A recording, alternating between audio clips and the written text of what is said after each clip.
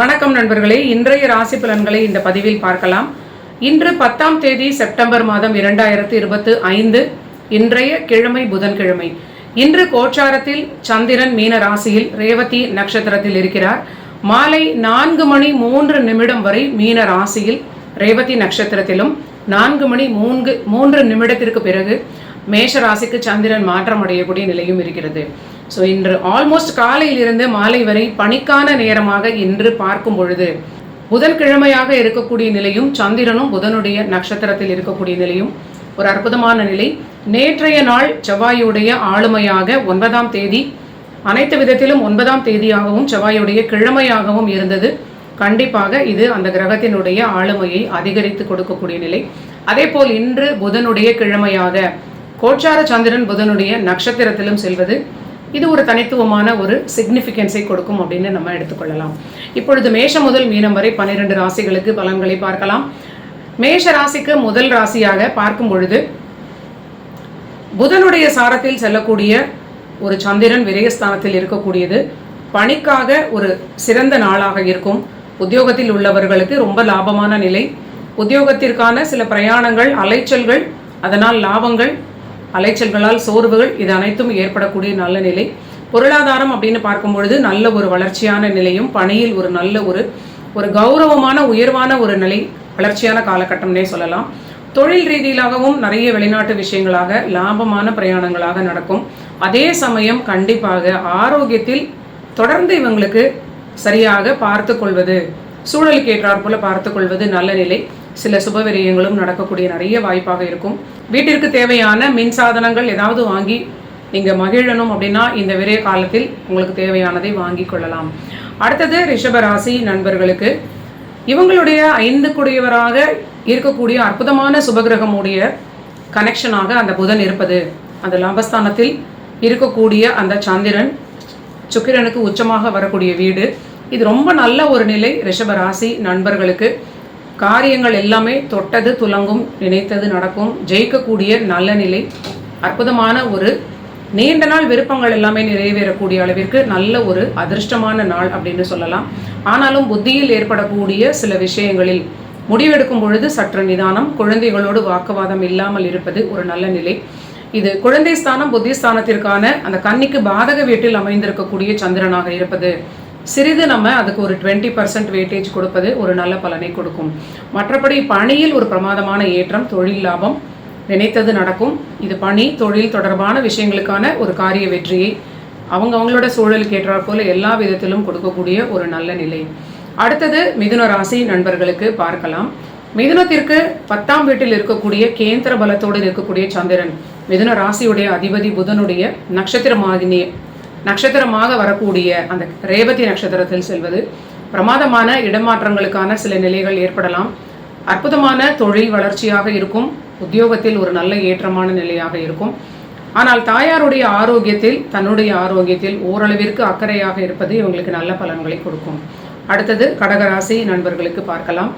கடகத்திற்கு பாக்யஸ்தானத்தில் இருக்கக்கூடிய சந்திரன் இன்று ரேவதி நட்சத்திரத்தில் புதன் சாரத்தில் செல்வது, அந்த புதன் இவங்களுக்கு பிரமாதமான வெளிநாட்டு தொடர்பினால் ஆதாயம், பிரயாணங்களால் ஏற்றம், பணிக்கான தொழிலுக்கான சில விஷயங்கள் அவங்களுடைய முயற்சிகளுக்கு ஏற்றாற் போல அந்த முயற்சிகள் எல்லாமே ஜெயிக்கக்கூடிய அளவிற்கு நல்ல நிலையாக இருக்கும். பணியில் நீங்கள் கேட்டது கிடைக்கும்னு சொல்லலாம். முக்கியமான விஷயங்களை இன்று பேசி ஜெயித்து கொள்ளலாம். பணியிடத்தில் முக்கியமாக பேச வேண்டியவற்றை இன்று நீங்கள் பேசி அதை வெற்றியாக மாற்றிக்கொள்ளலாம். திருமண வாழ்வில் சற்று தொடர்ந்து இவங்களுக்கு அனுசரிப்பது, வாக்குவாதம் இல்லாமல் இருப்பது, குடும்ப வாழ்க்கையை சரியாக பாதுகாத்து கொள்வது ஒரு நல்ல ஒரு ப்ரொடெக்ஷனை கொடுக்கும். அடுத்தது சிம்ம ராசி நண்பர்களுக்கு பார்க்கலாம்.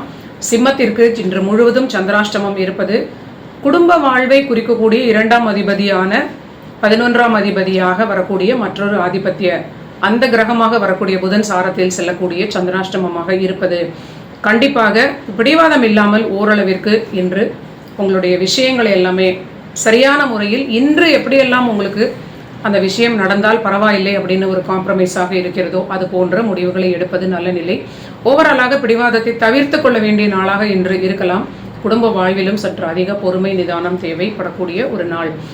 பணி தொடர்பான விஷயங்களில் தொழிலுக்கான ஒரு நல்ல சாதாரணமாக செய்யக்கூடிய வேலைகளுக்கு ஒரு சிறந்த நாளாகவே இன்று காணப்படுகிறது. அடுத்தது கன்னி ராசி நண்பர்களுக்கு பார்க்கலாம். கன்னி ராசிக்கு நேர் 7ஆம் வீட்டில் சந்திரன் இருப்பது, இவங்களுடைய ராசிநாதனாக 10ஆம் அதிபதியாக வரக்கூடிய புதன் சாரத்தில் ரேவதி நட்சத்திரத்தில் இருப்பது கண்டிப்பாக புதிதாக இன்று அறிமுகமாக கூடியவர்களிடம் சற்று உஷாராக எச்சரிக்கையாக இருப்பது உங்களுக்கு நல்ல பலன்களை கொடுக்கும். உங்களுக்கு ஆனால் தொழில் ரீதியிலாக ஒரு நல்ல வளர்ச்சியான காலகட்டமாகவே இருப்பது நல்ல நிலை. இருந்தாலும் அதிர்ஷ்டத்தை நம்பி செய்யக்கூடிய எந்த வேலைகளும் உங்களுக்கு பேக்ஃபயர் ஆகக்கூடிய நிலையாகவே இருக்கும். உங்களுடைய ஹார்ட் ஒர்க்குக்கு தகுந்த போன்ற நல்ல பலன்கள் உங்களுக்கு நல்ல ஒரு ஏற்றமான ஒரு பலன்களை கொடுக்கும். எல்லாவற்றிலும் சற்று நிதானம், குடும்ப வாழ்வில் அதிக அக்கறை, கணவன் மனைவியாக இருப்பவர்கள் வாக்குவாதம் தவிர்ப்பது மிகுந்த பாதுகாப்பை கொடுக்கும்.